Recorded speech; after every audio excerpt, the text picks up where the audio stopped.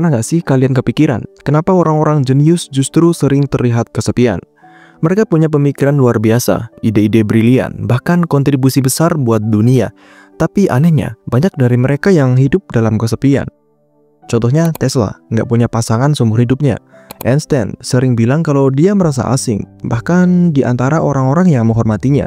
Terus ada juga Nietzsche, Kafka, dan Da Vinci. Semua punya satu kesamaan, mereka jenius, tapi juga kesepian. Kenapa bisa gitu? Apa emang kecerdasan tinggi bikin seseorang sulit bergaul? Atau sebenarnya ada sesuatu yang lebih dalam dari itu? Oke, mari kita bahas lebih dalam.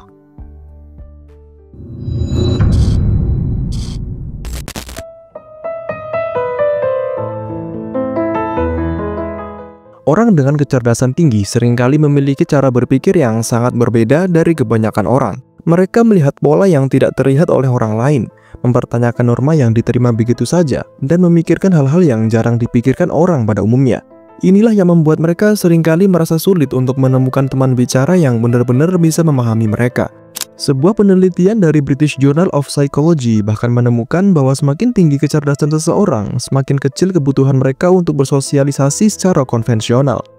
Ini bukan berarti mereka tidak ingin berinteraksi, tetapi percakapan sehari-hari yang dangkal seringkali terasa membosankan bagi mereka. Mereka lebih tertarik pada diskusi mendalam tentang eksistensi, sains, atau filosofi, sementara kebanyakan orang lebih menikmati pembicaraan ringan tentang kehidupan sehari-hari. Orang-orang jenius seringkali memiliki kesadaran yang lebih tajam tentang dunia di sekitar mereka. Mereka melihat betapa kompleksnya kehidupan, betapa rapuhnya peradaban, dan betapa absurdnya banyak aspek dari realitas sosial. Ini bisa menjadi berkah, tetapi juga bisa menjadi beban. Filsuf Arthur Schopenhauer pernah mengatakan bahwa semakin tinggi kecerdasan seseorang, semakin mereka menyadari penderitaan dunia ini.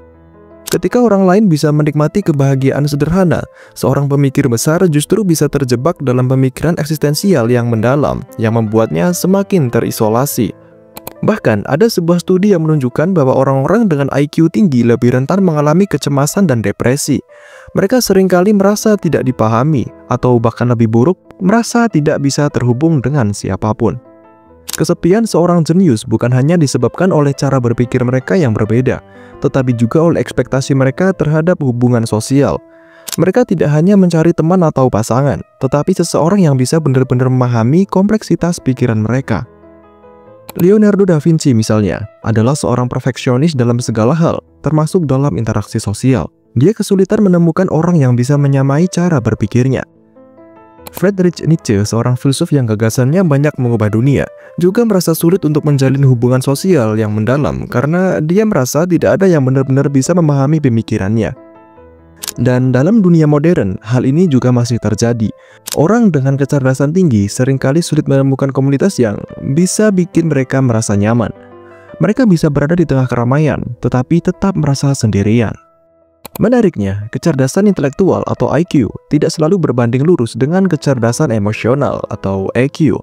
Banyak orang jenius yang luar biasa dalam bidang akademik atau sains, tetapi kesulitan dalam memahami emosi mereka sendiri atau orang lain. Contohnya Alan Turing, bapak komputer modern yang dikenal sebagai sosok jenius tetapi memiliki kehidupan sosial yang tragis. Ia tidak hanya mengalami keterasingan karena orientasi seksualnya yang kontroversial di masanya, tetapi juga karena kesulitan dalam menyesuaikan diri dengan norma sosial yang berlaku. Ini menciptakan lingkaran setan. Mereka kesepian karena merasa berbeda, tetapi semakin lama dalam kesepian, semakin sulit bagi mereka untuk membangun hubungan sosial yang sehat. Lalu, apakah ini berarti orang jenius ditakdirkan untuk kesepian? Tidak juga. Ada banyak cara untuk menyeimbangkan kecerdasan dengan kehidupan sosial yang sehat. Oke, pertama, belajar untuk menyederhanakan komunikasi. Tidak semua orang bisa mengikuti pemikiran kompleks, tetapi itu bukan berarti komunikasi tidak bisa terjadi. Beberapa ilmuwan besar seperti Carl Sagan dan Richard Feynman terkenal karena kemampuannya menjelaskan hal-hal rumit dengan cara yang sederhana. 2. Menemukan komunitas yang tepat. Dunia modern memungkinkan kita untuk terhubung dengan orang-orang yang memiliki minat yang sama, baik melalui komunitas akademik, forum online, atau bahkan grup diskusi kecil. 3. Meningkatkan kecerdasan emosional. Kecerdasan intelektual bisa membuat seseorang memahami dunia, tetapi kecerdasan emosional lah yang membuat seseorang bisa memahami manusia. Orang seperti Elon Musk atau Steve Jobs dikenal memiliki kecerdasan tinggi, tetapi juga mereka belajar bagaimana memimpin dan berinteraksi dengan orang lain secara efektif. Kesepian bukanlah takdir, itu adalah konsekuensi dari bagaimana seseorang berinteraksi dengan dunia. Dan dengan memahami hal ini, setiap orang, termasuk mereka yang memiliki kecerdasan luar biasa, bisa menemukan cara untuk tetap merasa terhubung dengan orang lain.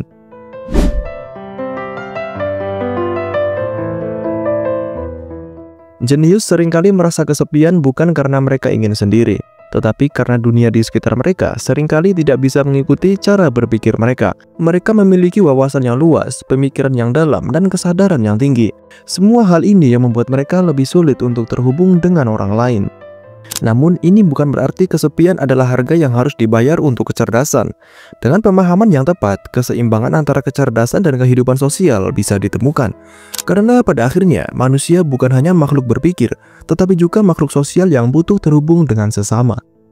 Mungkin pertanyaannya bukan lagi mengapa orang jenius sering merasa kesepian, tetapi bagaimana orang-orang cerdas bisa tetap menemukan makna dalam hubungan sosial mereka. Dan jawaban itu ada dalam cara mereka memahami diri mereka sendiri dan dunia di sekitar mereka.